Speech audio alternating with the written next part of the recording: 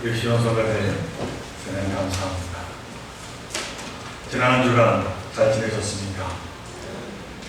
무덥고 습한 가운데서도 한 주간 강건함으로 지켜주신 하나님께 감사드리며 이 시간 주님 앞에 나와 예배드리는 여러분들의 삶 속에 하나님의 크신 은총이 충만하기를 간절히 축원드립니다. 좀 오래된 유머 한 토막으로 오늘 말씀을 시작하고자 합니다. 요즘은 없어진 것 같습니다만 예전에는 총알 택시라는 것이 있었습니다. 제가 의정부에 젊었을 때 살아갈 때 종로가에서 의정부까지 밤늦게 다니는 합성 택시가 바로 이 총알 택시였습니다. 손님 4명이 다 차면은 이 택시가 출발합니다. 그리고는 총알처럼 달립니다. 신호 무시, 속도 무시, 사람 무시 이렇게 해서 의정부에게 30분도 안 돼서 도착합니다. 그 기사의 운전이 기가 막힙니다. 스릴도 넘칩니다. 그런데 지금 생각해보면 목숨 걸고 타고 달렸다 하는 생각을 합니다. 역시나 다를까 이 총알택시 한 대가 그만 큰 사고를 내면서 이 운전기사와 승객 모두가 천국문을 지키고 있는 베드로 앞에 서게 되었다고 합니다. 베드로가 명부를 보며 말합니다. 총알택시 기사라 하면서 이렇게 판결을 내렸습니다. 자네는 천국행이세. 그러자 그 운전기사는 감사합니다를 연구하면서 천국으로 뛰어 들어갔습니다. 이 모습을 지켜보던 승객들이 너무나 억울해했습니다. 아니 신호위반, 속도위반으로 우리를 이렇게 죽게 했는데 천국행이라니 이게 말이 됩니까? 도저히 이해할 수 없습니다 하고 베드로에게 가졌습니다. 그런데 베드로가 이렇게 대답을 했다고 합니다. 저 택시기사만큼 그가 운전할 때에 하나님을 외면하던 수많은 사람이 간절히 기도하도록 만든 사람이 없었네. 자네들도 차 안에서 무사고를 빌며 간절히 기도하지 않았는가? 그러니 당연히 천국행일세 라는 이야기입니다. 물론 악을 선언하시는 하나님을 이런 유머스러운 이야기로 설명할 수는 없겠습니다만 하나님은 우리가 예기치 못한 방법으로도 우리를 바르게 이끄시곤 한다 하는 겁니다. 그래서 우리가 살아가면서 좋다고 여겼던 것이 다 좋은 것은 아닌 것 같습니다. 반면에 나빴다고 여겼다고 꼭 나쁜 것은 아니다라고 하는 것입니다.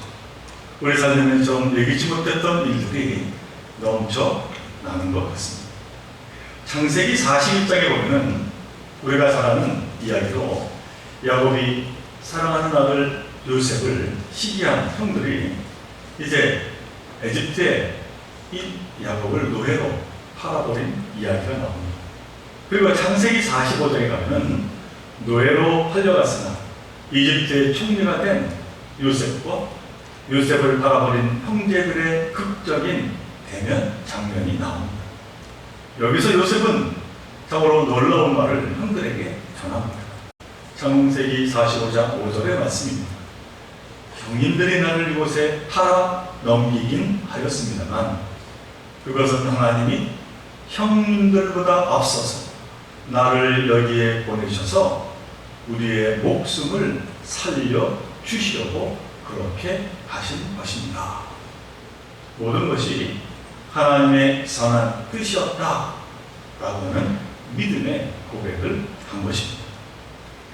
우리 사랑하는 종교徒 여러분, 결국 모든 것을 합하여 선을 이루시는 하나님의 은총이 여러분 모두에게 임하시기를 간절히 바랍니다. 그래서 요셉처럼 감사함으로 믿음의 고백을 드리는 삶을 살아가시기를 간절히 축원드립니다. 저는 오늘 이 디모데후서의 말씀을 본문으로 택했습니다만 이 편지에 보면 사도 바울이 아들처럼 사랑한 제자 디모데에게 이제 자신은 세상을 떠날 때가 곧 되었고 그래서 유언과 같은 말을 그에게 전하고 있습니다. 그리고는 자신의 한평생을 이렇게 회고합니다. 나는 선한 싸움을 싸우고 나의 달려갈 길을 마치고 믿음을 지켰노라.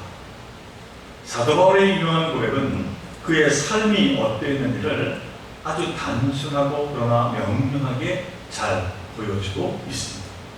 사도 바울은 자신의 생애를 회상하면서 무엇보다 먼저 떠올린 것은 선한 싸움을 싸웠다라고 하는 고백입니다.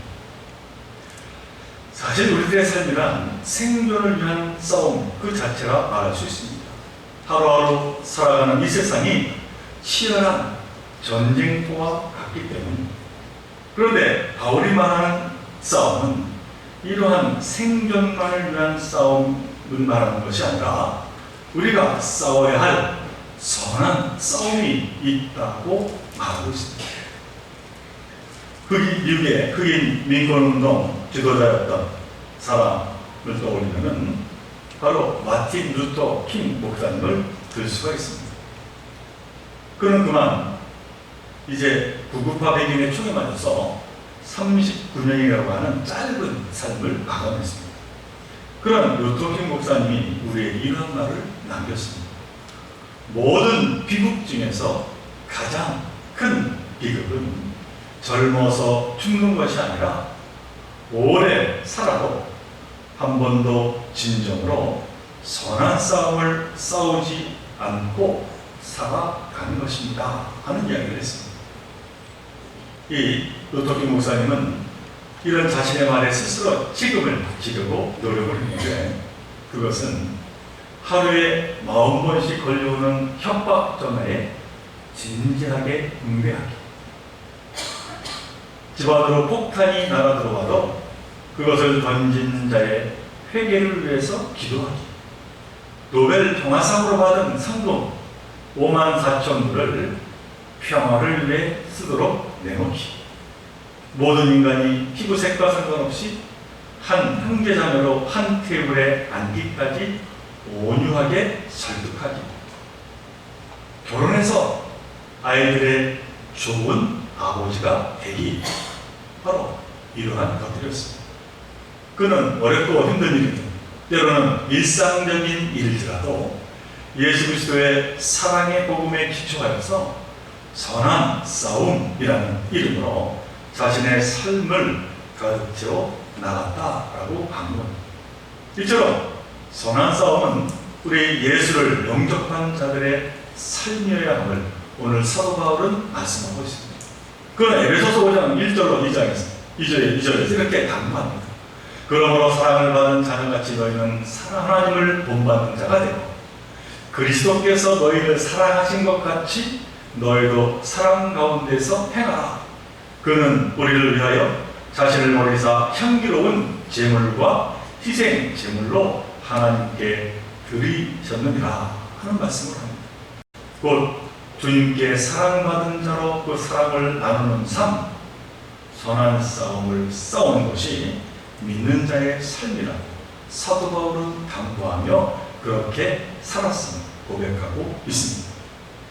그 다음 두 번째로 사도 바울은 자신의 삶을 회고하면서 달려갈 길을 다 마쳤다 이렇게 고백하고 있습니다. 인생의 경주를 끝까지 달렸다는 것입니다. 그런데 사실 이렇게 선한 싸움을 싸우는 것은 시작하는 것보다도 끝내는 것이 더 어려운 일이다 라고 하는 것을 말하는 것이기도 합니다. 인간은 너무나 나약하고 저로 갈대와 같이 늘 흔들리며 살아가는 존재이기 때문입니다. 노벨상 수상자들을 분석한 한 연구에 의하면 이 수상자들은 특별하게 머리가 좋거나 능력이 뛰어난 사람들이 아니다 라고 하는 것을 발견했습니다. 그러나 그들은 하나같이 공통점이 있는데 그것은 한 가지 일이라도 제대로 끝까지 마무리 지었다 라고 하는 겁니다. 그러니까 한 사람의 인생에 대한 평가는 어떻게 시작했느냐가 중요한 것이 아니라 어떻게 끝내느냐에 달려있다 라고 하는 것을 말하고 있습니다. 그러나 사실 핸드릭스는 정한 길을 완주한다라고 하는 것이 결코 쉬운 일은 아닙니다. 우리 앞에는 수도 없이 많은 장애물이 있어서 걸려 넘어지고 쓰러지기 때문입니다. 우리의 삶은 결코 평탄한 길이란 없습니다. 우리가 육상 경기를 보다 보면 선수들이 달리다가 그만 넘어져서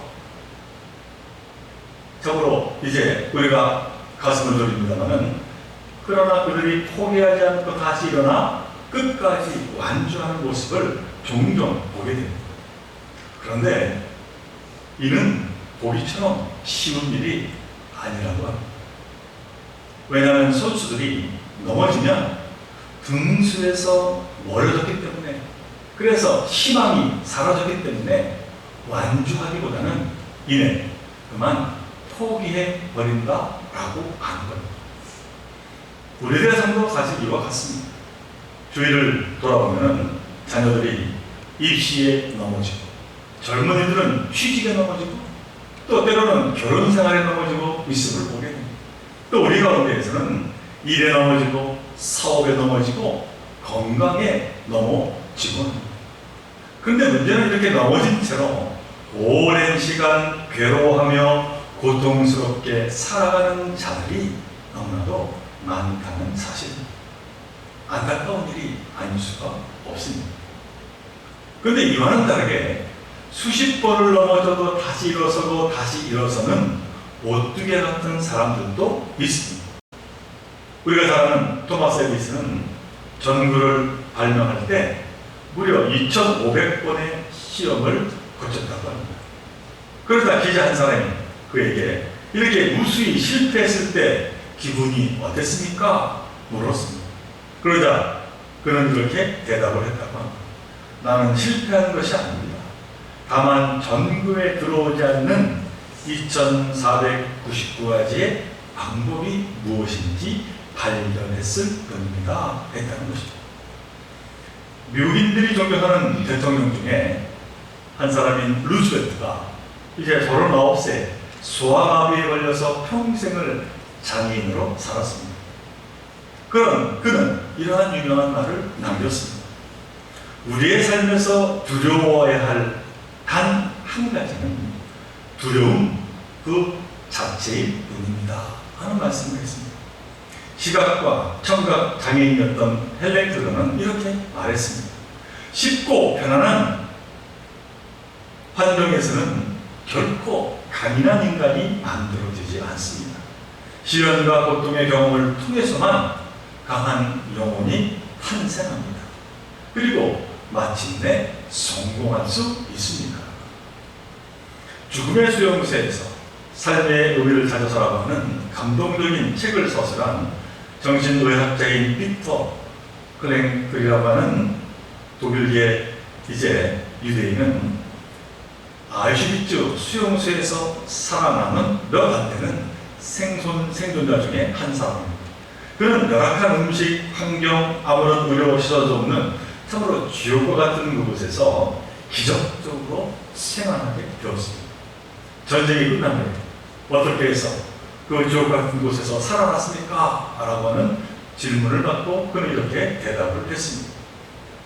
그때 나는 절망을 선택할 수도 있었고 희망을 선택할 수도 있었습니다. 하지만 나는 희망을 선택하기로 했고, 그러기 위해서는 내가 간절히 원하는 어떤 것을 정해서 정신을 집중할 필요가 있다고 생각했습니다. 그래서 나는 내 아내에 관해 생각을 집중하기로 했습니다. 그녀의 손을 한 번만 더 잡아보고 싶었습니다. 단 한 번만 더 아내의 눈을 바라보고 싶었습니다. 한 번만 더 그녀를 만날 수 있기를 간절히 소원했습니다. 그것이 내 생명을 1초 1초 연장시켜 주었습니다. 이 플랭크는 자신에게 닥친 불행한 일들 때문에 절망하는데 에너지를 다 써버리는 대신에 한 가지의 소망의 목표를 정해서 거기에 온 마음을 이제 쏟아 부었다라고 하는 겁니다. 그렇게 그는 스스로에게 살아남아야 할 이유를 주었고, 그 이유에 집중함으로써 결국 일어설 수 있었다고 그렇게 그는 고백하고 있습니다. 우리 속담에 하늘이 무너져도 솟아날 구멍이 있다라고 하는 말이 있습니다. 이는 집이나 건물이 아니라 무려 하늘이 무너져도 살아날 길이 있다고 믿는 사람은 결코 절망하지 않는 자다라고 하는 말입니다. 이는 바로 예수를 믿는 저와 여러분들에게 해당되는 말입니다. 나를 구원하신 주님을 향한 굳센 믿음과 소망을 절대로 놓지 않는 자들을 뜻합니다. 우리 기독교 신앙은 결코 막연한 천국을 약속하는 종교가 결코 아닙니다. 지금 하늘이 무너져도 땅이 꺼져도 다시 살아나는, 아니 이미 살아났다는 신념과 소망의 메시지가 우리 기독교의 신앙의 뼈대요 핵심이다라고 하는 사실입니다. 이사야서 42장 3절의 말씀 보면 하나님의 종 이사야가 이렇게 이야기합니다. 하나님은 상한 갈대를 꺾지 아니하며 꺼져가는 등불을 끄지 아니하고 진실로 공의를 실행하시는 분이시다. 여기서 갈대가 상했다라고 하는 말은 효용 가치를 완전히 상실했다는 말입니다. 그런데 하나님은 그런 폐물에게서 소망을 거두지 않는다는 겁니다. 등불이 꺼져간다라고 하는 것은 연료가 떨어져서 곧 사그라질 최후의 모습을 가리킵니다. 그런데 하나님께서는 그 마지막 순간에도 희망을 놓지 않으신다는 말입니다. 한마디로 우리가 믿는 하나님은 당신이 택한 백성들을 끝까지 지키시고 함께 하시는 임마누엘 하나님이시라고 말씀하고 계신 것입니다. 그러므로 사랑하는 주교회 성도 여러분, 가는 길에 원치 않는 시련을 만날지라도 낙심하거나 좌절하지 마시기를 바랍니다. 비록 생각지 못한 대로 어려움이 나를 흔들지라도 그 희망의 끈을 놓지 마시기 바랍니다. 임마누엘 하나님을 의지하고 끝까지 주어진 내 길을 이제 가시기를 바랍니다. 그럼 그 삶은 결국 성공적인 삶이 될 것이 하나님은 우리에게 말씀해주고 계십니다. 예수님이 십자가 치유의 순간에 다 이루었다 하신 것도 자신의 일을 성실하게 완주하셨다는 선언이었습니다. 그리고 그 결과는 잠자는 자들의 첫 열매가 되셨습니다. 바로 그 그리스도의 제자인 바울은 주님을 평생 닮아 살았습니다. 그리고 이제 인생의 마지막을 앞두고 사랑하는 제자 디모데에게 당당히 말합니다. 나는 선한 싸움을 싸우고 나의 달려갈 길을 다 마쳤노라. 이제 사도 바울은 디모데에게 마지막 세 번째 자신이 살아온 삶에 대해서 결론적인 말을 전하고 있습니다. 그것은 다름이 아니라 믿음을 지켰다라고 하는 고백입니다. 나는 선한 싸움을 싸우고 나의 달려갈 길을 마치고 믿음을 지켰노라. 그런데 여기서 사도 바울이 고백하는 믿음을 지켰다라고 하는 이 말이 무슨 뜻입니까? 이는 예수께 맹세하고 약속한 것을 지켰다는 것입니다. 다시 말해 주 앞에서 약속한 삶, 선한 싸움을 끝까지 싸우겠다는 그 약속을 지켰다는 고백입니다. 이런 말이 있습니다. 이 세상에 사철나무로 태어났다면 그것은 사시사철 항상 푸르름을 뽐내겠다는 약속입니다. 만약 들에 핀 꽃으로 태어났다면 그것은 흐드러지게 활짝 피어 슬픔 많은 이 세상에 아름다움을 선사하겠다는 약속입니다.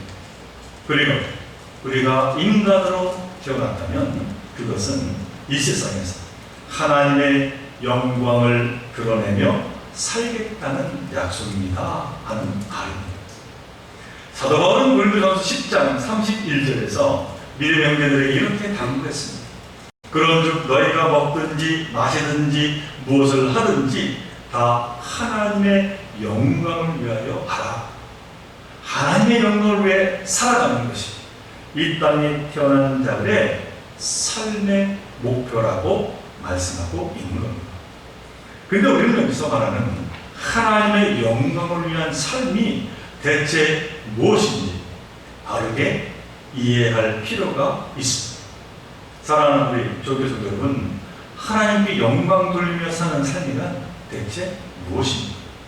이는 선한 싸움과 밀접한 연관이 있습니다만 그것은 창조된 내가 어떠한 상실도 없이 온전함을 이루는 것이 바로 하나님께 영광 돌리며 사는 삶입니다. 다시 말해서 내가 하나님의 창조 계획에 따라 나에게 주신 삶을 끝까지 살아내는 것이 바로 하나님께 영광이 되는 것이다 라고 하는 말씀입니다. 그러나 이와는 다르게 하나님의 걸작품인 내가 상처로 아파하며 기쁨과 평안을 잃고 좌절과 절망으로 무너져 버린다면 하나님은 나로 인하여 결코 영광을 받지 못하신다 라고 하는 사실입니다. 그러므로 내가 하나님께 영광 돌리기 위해서는 어떠한 어려움이 있을지라도 좌절하지 아니하고 주어진 삶을 끝까지 감당해 나가는 것입니다. 지금 저와 여러분 앞에는 하나님의 영광을 위해서 아직도 달려야 할 삶의 경주 곧 선한 싸움이 있습니다. 그런데 장애물 앞에서 넘어져 고통스럽고 절망스러운 분들이 계십니다. 걱정과 근심만을 가지고 내일을 두려워하지 마시기를 바랍니다. 다만 믿음의 눈으로 깨어 주위를 살펴보시기 바랍니다. 거기서 나와 동행하시는 임마누엘 하나님을 이제 온전히 발견하시기 바랍니다. 그리고 용기를 내시기 바랍니다. 사랑하는 조국교성 여러분, 우리의 목자가 되신 하나님은 상한 갈대를 꺾지 않으며 어두가는 등불을 끄지 않으시는 참으로 자비하신 분이십니다. 태산을 넘어 홍국에 가도 주께서 저와 여러분들의 앞길을 지키시며 끝내 우리를 승리케 해주시는 분이 하나님이심을 분명히 믿으시기를 바랍니다. 그리스도 안에 있는 자들에게는 결코 실패함이 없습니다. 그러므로 담대하게 나에게 주어진 선한 싸움을 싸우고 달려갈 길을 끝까지 완주하시기 바랍니다. 물론 누구도 도중에 넘어질 수는 있습니다. 그러나 하나님은 나를 다시 일으키시고 다시 나를 세워주시는 분이심을 잊지 마시기 바랍니다. 죄악돌 하나라도 하나님께서는 결코 쓸모없이 창조하지 않으셨습니다. 하물며 저와 여러분을 하찮게 창조하셨겠습니다. 힘들수록 더욱 열심을 내시기 바랍니다. 운명에 도전하고 우리에게 주어진 선한 싸움을 끝까지 싸우시기를 바랍니다.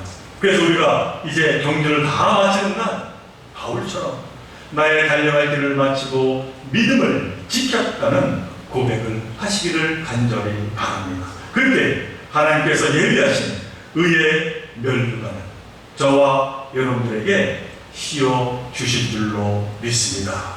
이 소망을 가지고 이 세상을 이기며 더욱더 힘을 내어서 정으로 믿음의 삶을 감당하며 하나님께 영광 돌리는 삶을 살아가는 저와 여러분들 되시기를 주님의 이름으로 간절히 축원을 드립니다. 우리 함께 기도드립니다. 사랑하는 하나님, 오늘 사도 바울이 고백했습니다. 선한 싸움 다 싸우고 나의 갈 길 다 마치고 믿음을 지켰다고 고백합니다. 저희들 부족하지만 이러한 고백의 삶을 살아가게 하여 주옵소서. 하나님께 영광 돌리는 저희들 모두가 되게 하여 주옵소서. 이 모든 것 간절히 바라볼 때마다 우리 주 예수 그리스도 이름으로 감사하며 기도하옵나이다.